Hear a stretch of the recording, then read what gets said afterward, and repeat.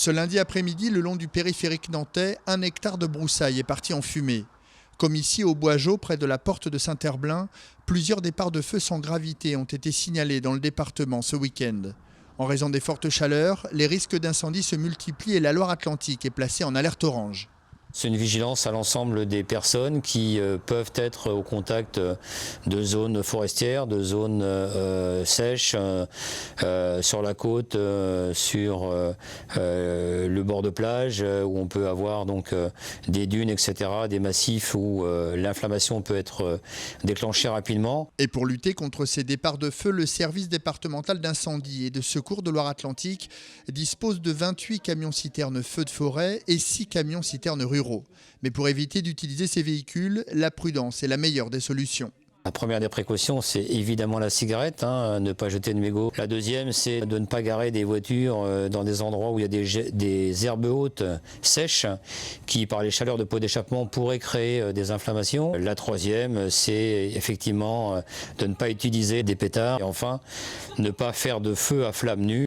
Des conseils pour profiter de cette fin d'été sans courir le moindre risque.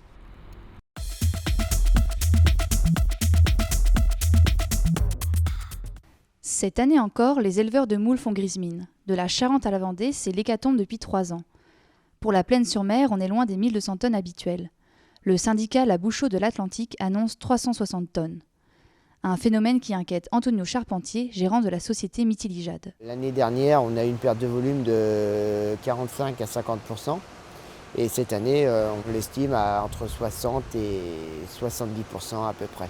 On a des analyses toutes les semaines sur notre produit qui est très bon à la consommation.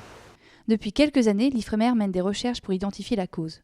Sans résultat clair pour le moment, cela alourdit la situation des producteurs de jour en jour. Combien de temps ça va durer ?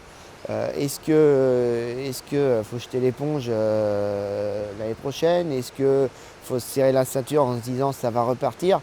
On a pris moins de saisonniers cette année, moi et mes collègues. C'est très délicat à vivre. 4 millions d'euros, c'est le financement débloqué par l'État et l'Europe pour les mytiliculteurs. Une aide attendue mais insuffisante si la crise se poursuit. Face à cette situation, les producteurs n'hésitent pas à se tourner vers de nouvelles cultures. Au lieu de passer en monoculture comme que les moules, peut-être en polyculture, donc peut-être se diversifier un petit peu plus dans les huîtres. Il y a peut-être un avenir dans les algues aussi. On a 2-3 pistes.